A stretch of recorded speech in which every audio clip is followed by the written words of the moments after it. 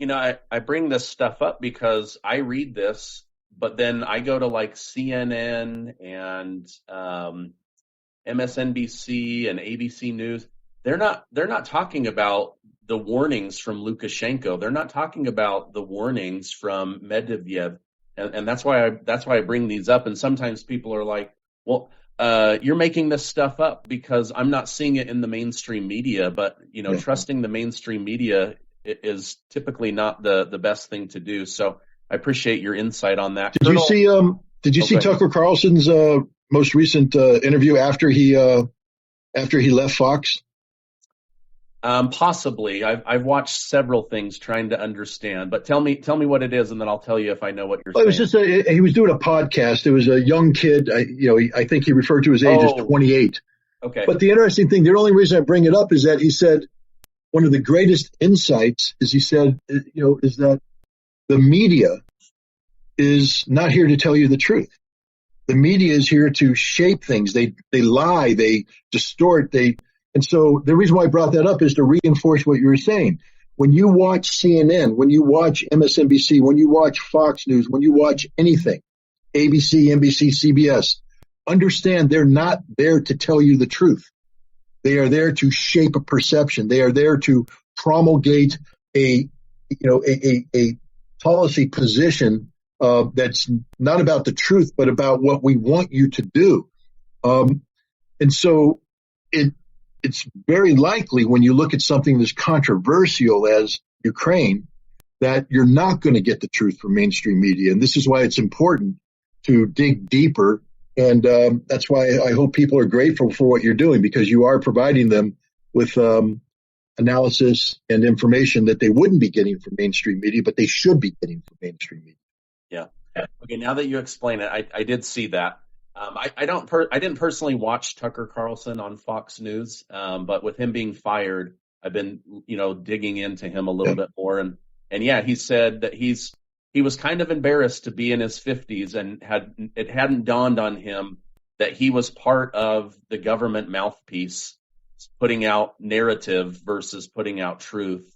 I thought that was pretty a sign of humility to recognize that. And some of that is, your sponsors dictate what you're able to talk about. We Absolutely. saw that during COVID. We see that during wartime situations. Okay. Colonel Douglas McGregor has said that this war has moved from a special operation to a humanitarian crisis, and that the American people don't fully understand how awful this war is every day. The trenches, this is as bad as World War I and World War II.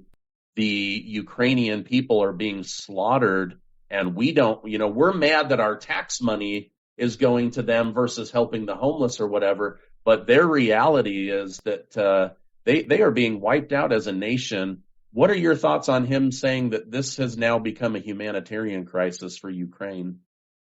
Well, again, I'll preface this by saying that Colonel McGregor is one of the few sane voices out there. And every time he speaks, there's that old commercial when I forget the name of the company, but when so-and-so speaks, everybody listens. When Colonel McGregor speaks, everybody should listen because he is very, very balanced. And I have to second to what he's saying. It is a humanitarian. We're watching the death of a nation, literally the death of a nation. But more than that, we're watching the death of a people. I don't mean individuals. I mean the Ukrainian people. If the casualty figures are remotely correct, and I believe they are, over 300,000 Ukrainian men have died. Right? That's a genetic pool that is gone, removed. I don't want to get into too much, but understand that we all know where we came from, and it wasn't storks.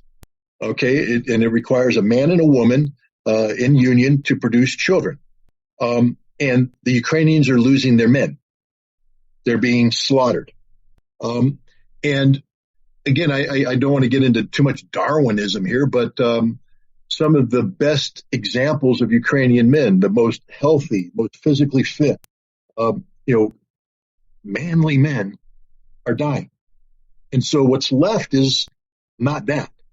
What's left is something different, which is going to change the way Ukraine moves forward as a nation.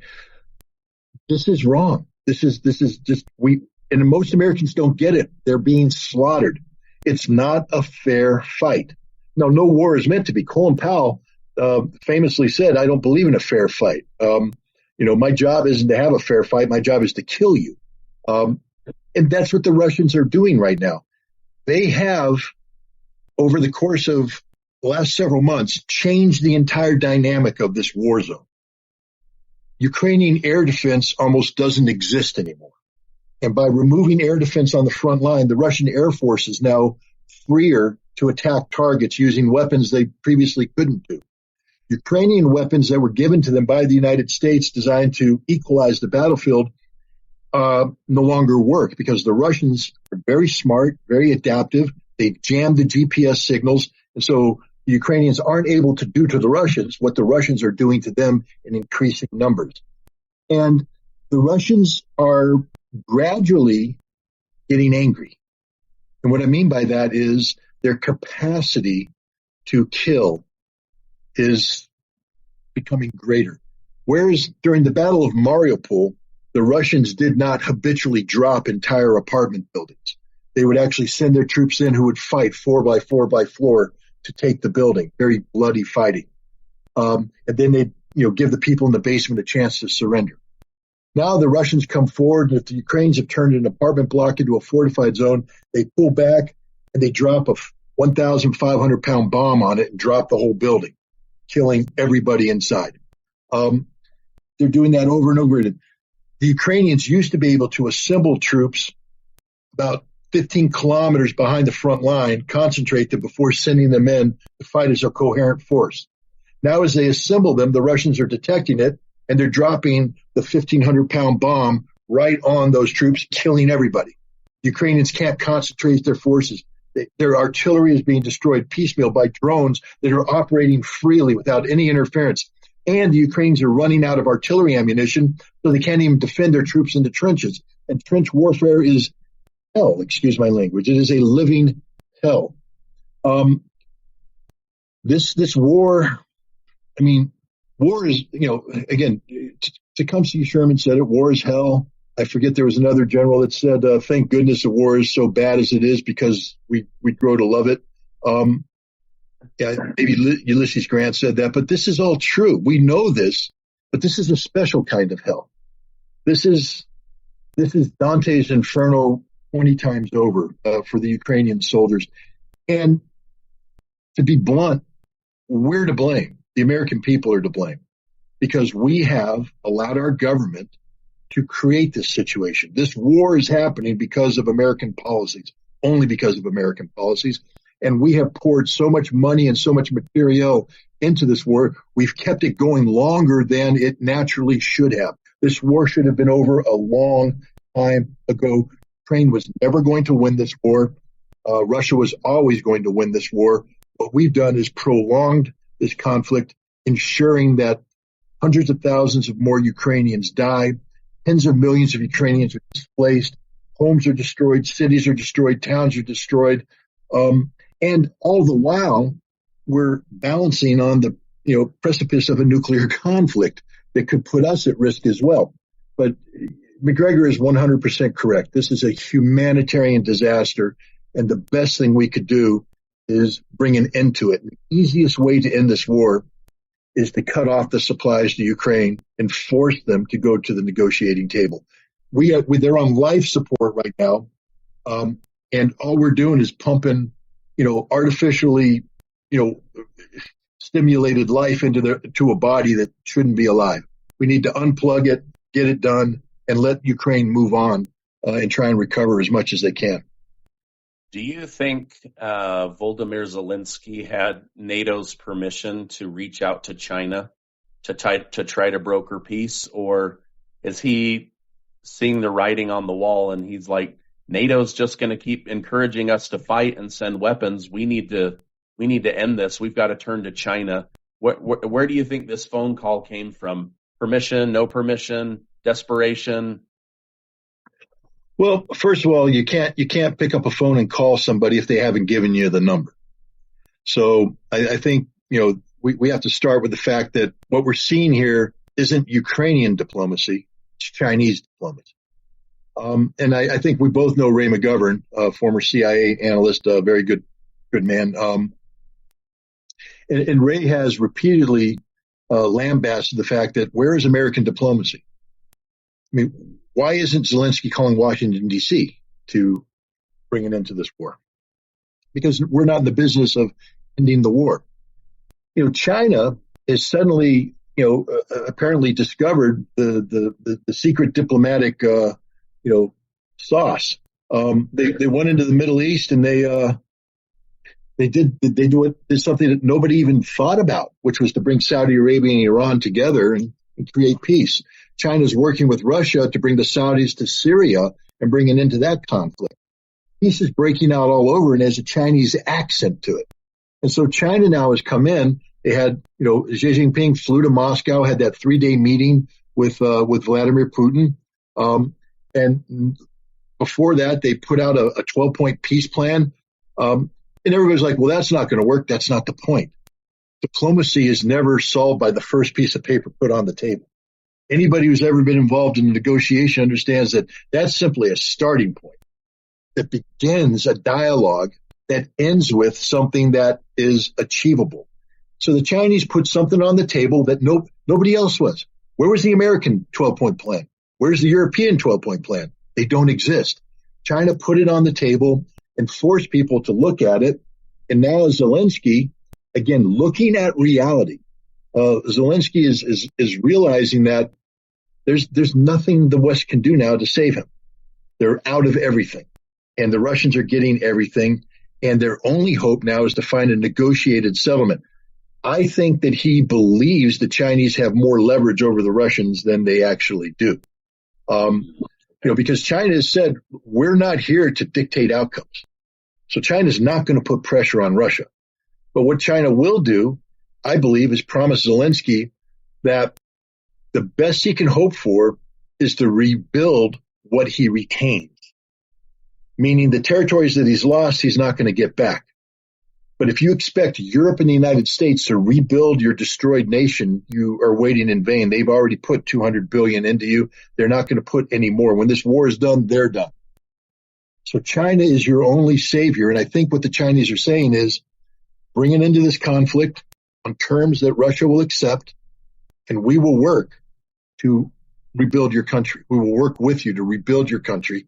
But if you don't make peace on terms that Russia can accept, you'll be left to your own devices. And it's going to take a little bit of time for this to percolate with Zelensky, but ultimately that's his only viable option out. And again, I know there's some people out there that get frustrated because China's doing this, China's doing that, but they're only able to do it because there's no competitor. Where's American diplomacy? All we bring to the table is war, war, war, war. China's coming in and saying, well, look, the best thing is for us to have economic relations. We mutually benefit. We both get, growing economies. Peace is breaking out all over. And enough people in the world are just tired of decade after decade after decade of war. We in America don't know war. We think we know war, but we don't know war. We live in a wonderfully prosperous nation that's been free of the death and destruction that large-scale war brings. The rest of the world, however, they know war firsthand, and they're exhausted by it. And because America is not providing that alternative, that diplomatic solution, all we offer is more war.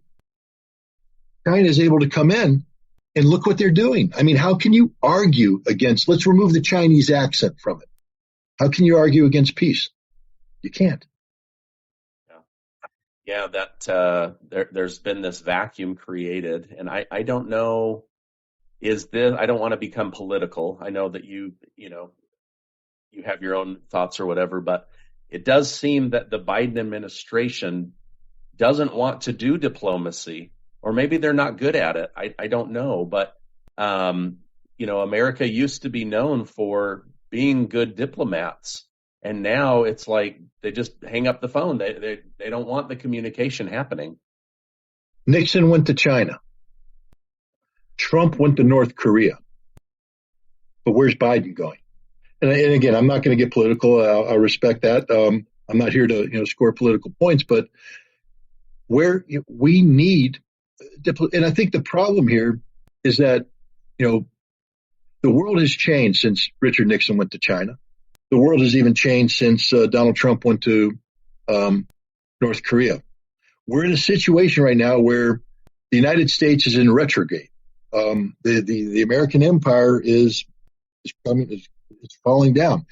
The dollar is not strong. People are dumping the dollar, going for other alternative currencies. There's this BRICS economic forum that's standing up and challenging the G7. The Shanghai Cooperation Organization is challenging the transatlantic relationship between the United States and Europe. And the Biden administration seems to be locked in the past. If you read their foreign policies, they talk about the importance of sustaining the rules-based international order, which, of course, is something that was created after the Second World War. But the war's been over for 8 decades now. The world is changing, and the Biden administration seems to be slow about adapting to new realities. The best thing you can do is get ahead of this change and seek to impose your vision, your face, your fingerprints on whatever this change is going to be. But we're not doing that. We're back here trying to slow down the change